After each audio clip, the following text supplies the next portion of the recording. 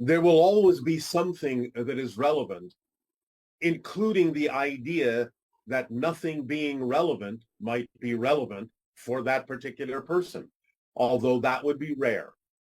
The idea of experiencing a parallel reality where nothing at first appears relevant can simply be a resting point for a person where they don't necessarily have to focus on anything in particular, but that wouldn't last that long.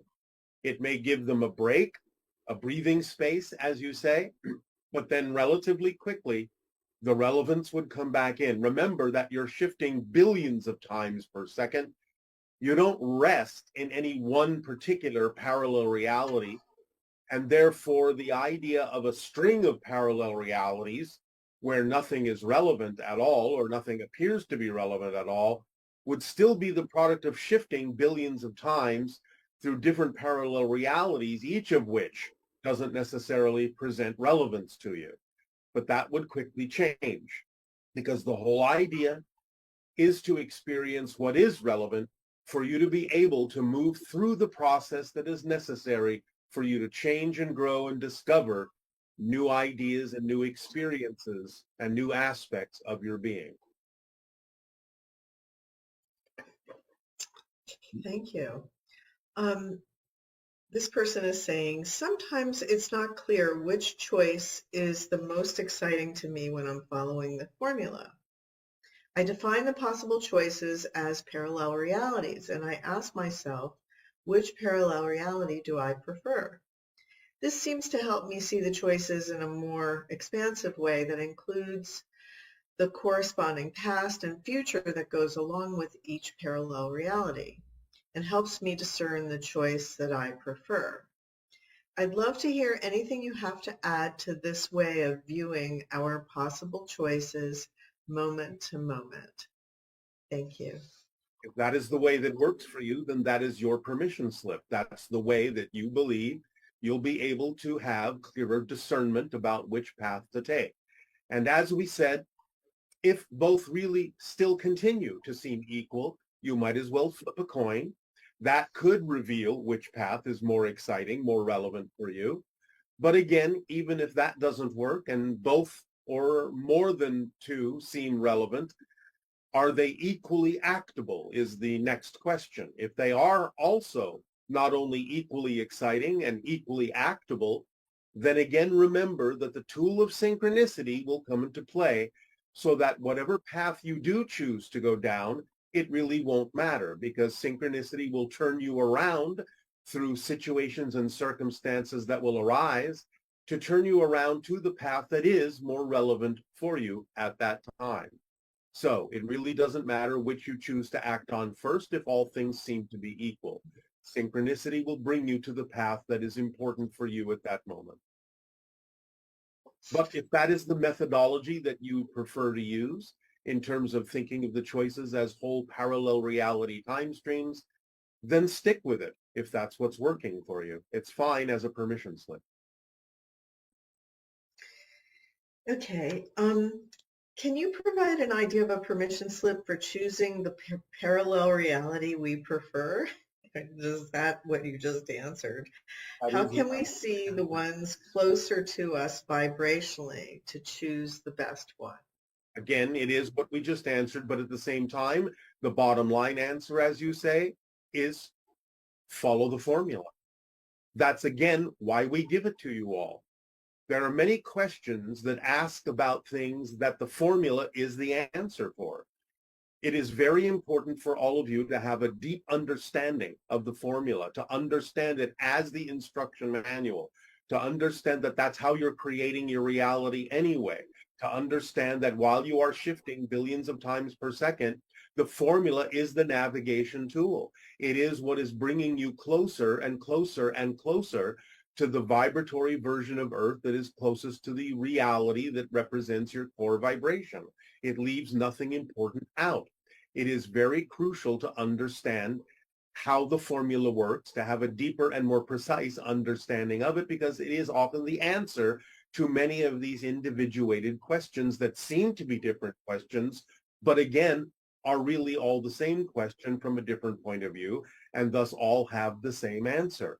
Understand clearly and follow and act on the formula. All right, and this person would like to know what they have to do to move to a parallel universe. You're moving to parallel universes all the time. Again, billions of times per second. Again, it is important to understand how things actually work. You're constantly shifting into a new universe, a new parallel reality. And thus, again, by following the formula, you will navigate yourself through all of these shifts in the direction and constantly continue to experience different versions, different universes, different parallel reality versions of Earth that are constantly more and more and more in alignment with your core true vibration. So what happens to the me in the previous parallel universe? It isn't you. The idea is that's another person experiencing whatever it is they're experiencing. But again, you're talking about a timeline. Remember, the idea of parallel realities really are like static frames, static photos.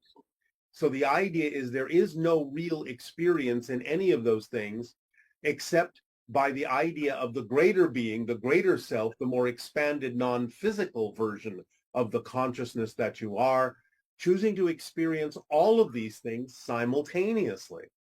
Therefore, it's only from your linear space-time perspective that you appear to be shifting.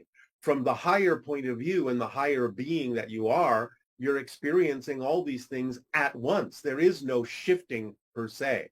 All of these parallel realities are experienced by the greater you all at the same time.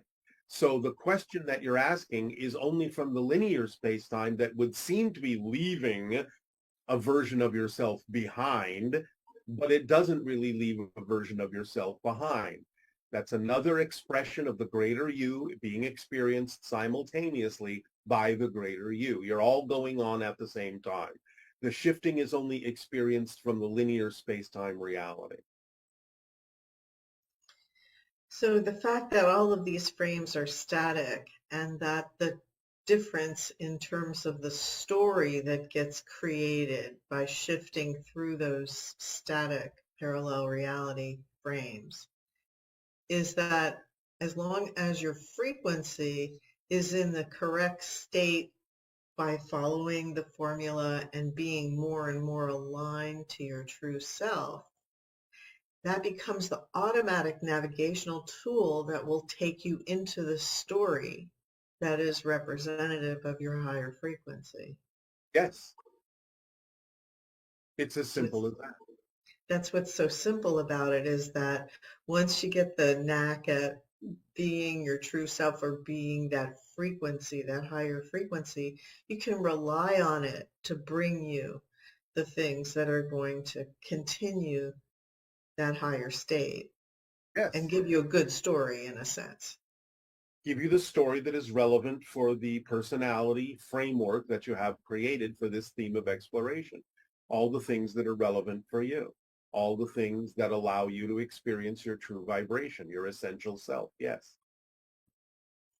So that's why it all works, because they're all static frames and you're the guiding mechanism that determines which frames you experience. From the linear perspective, yes. From the higher perspective, you're experiencing all of them anyway. All right. So it is the physical perspective, the space-time linear perspective that allows you to individuate the frames, to experience them as a particular point of view, as a particular person. From the higher level, from the non-physical spirit level, you're experiencing all of them if you wish to. So it is the physical reality that allows you to experience the idea of the frames one at a time, one apparently after another, to give you the sense of linear change, of movement, of story. Yes.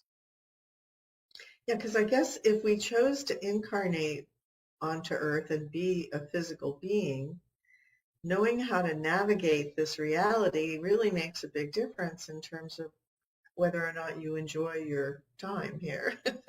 Yes, whether or not the story is truly representative of who you are. Physical space-time is for the purpose of experiencing a story. Your story. This story as this person. That's your potential. And that's what the formula allows you to do, is move closer and closer to that potential experience. That story that is you. Yes. To tell the story, to experience the story, to live the story that is uniquely this personality, this particular perspective. Personality is perspective. This perspective, a unique perspective, a unique story. You are a story as a physical being. You are a story, a linear story. Your purpose is to be yourself as fully as you can, but you're also participating in the hybridization agenda for the benefit of the evolution of the human race. So the idea of the hybrid children that you have, yes, we can't tell you exactly how many because genetic material is spread among many thousands of them. But the idea is that you're helping with the evolution of the human race to move toward becoming the sixth hybrid race as part of the evolutionary path of humanity. But your own purpose is your own in terms of following your passion and being who you are to benefit and be of service to humanity by expressing your gifts to them and sharing your gifts, whatever they may be, by acting on your passion. That's your purpose in life. Be yourself as fully as you possibly can. Enjoy your life. Be the shining and living example of someone who is living their life to the fullest so that others can see in you an example of something they may choose for themselves as well. Bashar, Good day. good day. Great to speak with you again. And you as well. What would you like to discuss this day? First off, I was wondering if you could tell me a little bit about what you know about the Shei and where they come from and what their story is.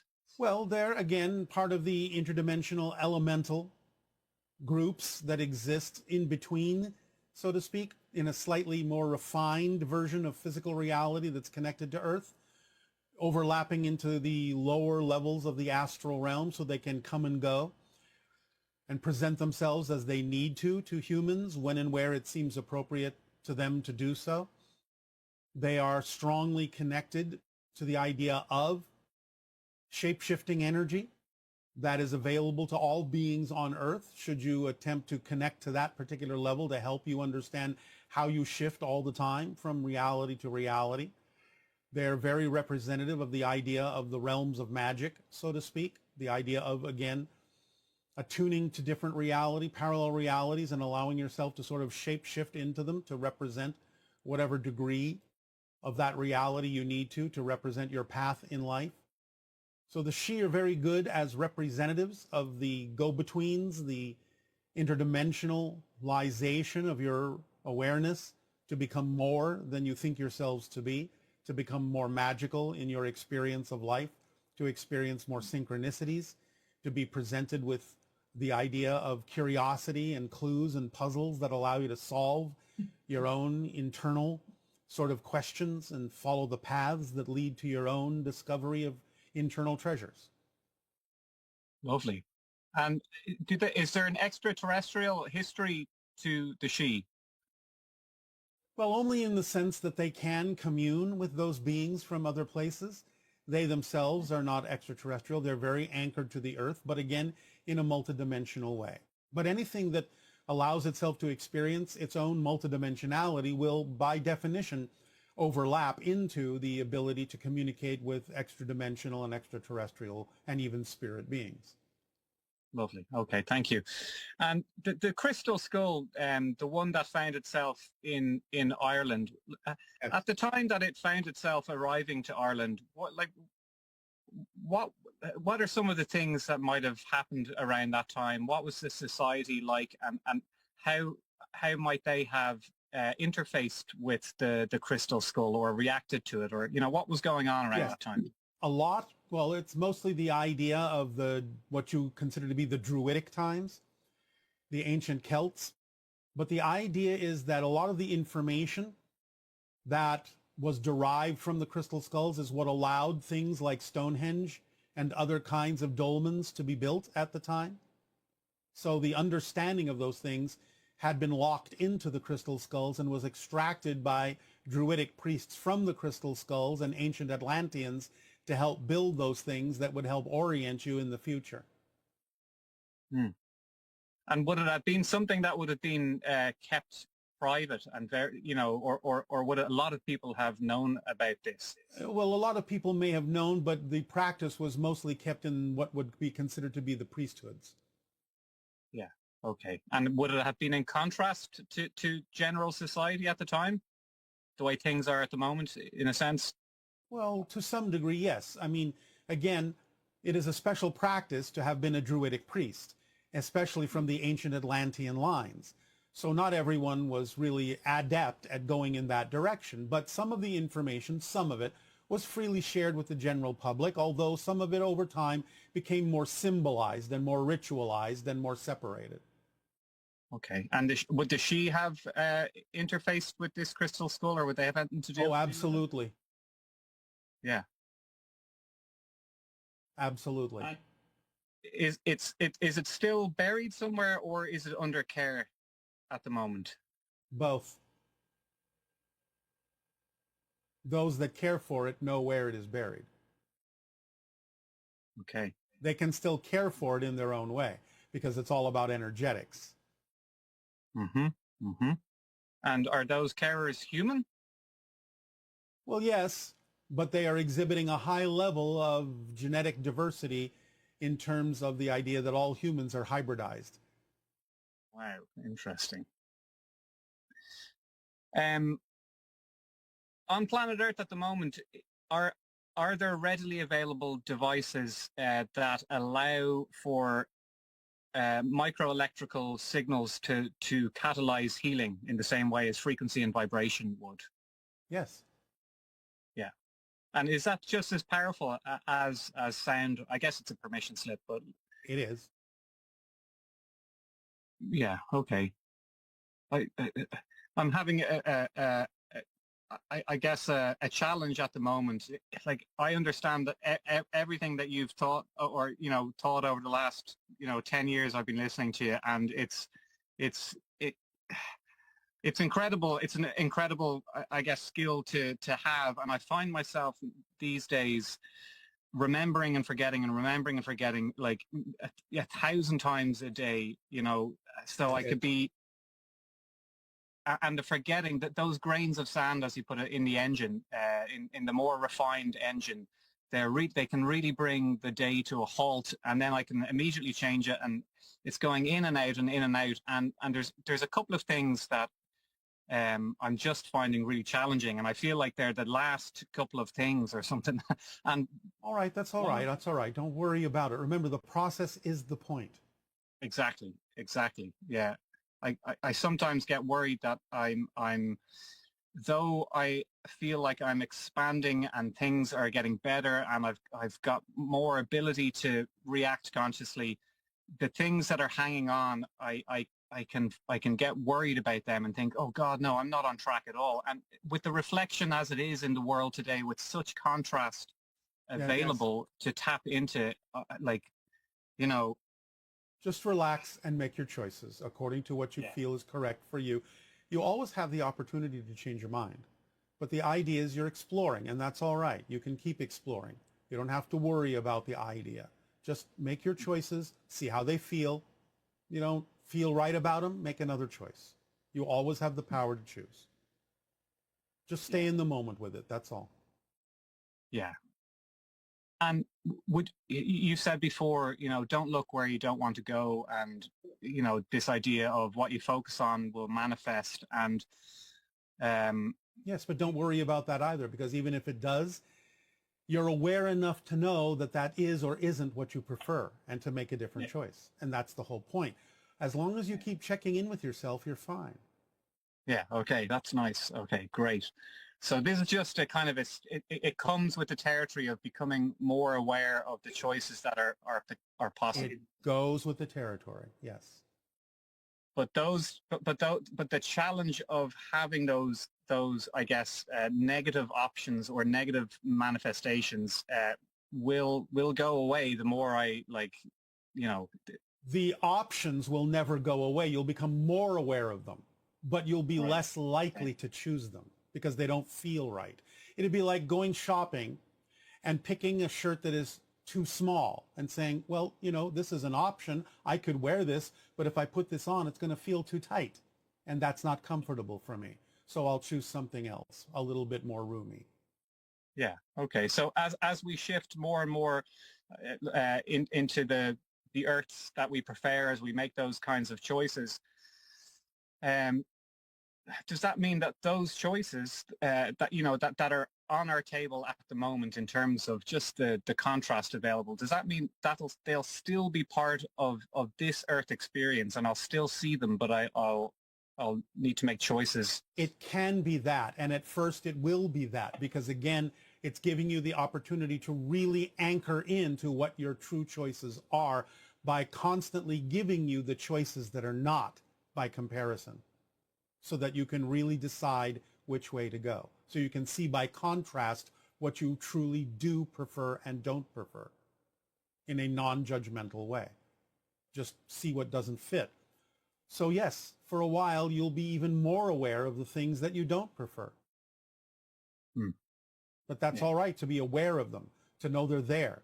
Because again, it gives you more opportunity to not choose them, to see how many ways you can not choose what you don't prefer, as well as seeing more ways to choose what you do. You expand. Remember, that option exists on every single level. You become more aware of what you don't prefer as you expand. But you also become more aware that you don't have to choose them, that they're just not right for you. So it equals out. It balances out. Yeah. Okay. It's more easy to recognize what is not you by seeing more of what is not you. Yeah. But otherwise, you can't expand. Yeah, exactly. Okay, that's good. Thanks, Bashar. And just one last thing, there doesn't seem to be much ET action in Ireland. No. There's a lot. There's a lot. Okay. You don't have to always be aware of it, but there's a lot. You may become more aware of it in time. You'll see. Thank you. Lovely. All right. Well, that's it. That's great, Bashar. Yeah, thank you very much. All right. Aveo. Aveo. Take care. Bye.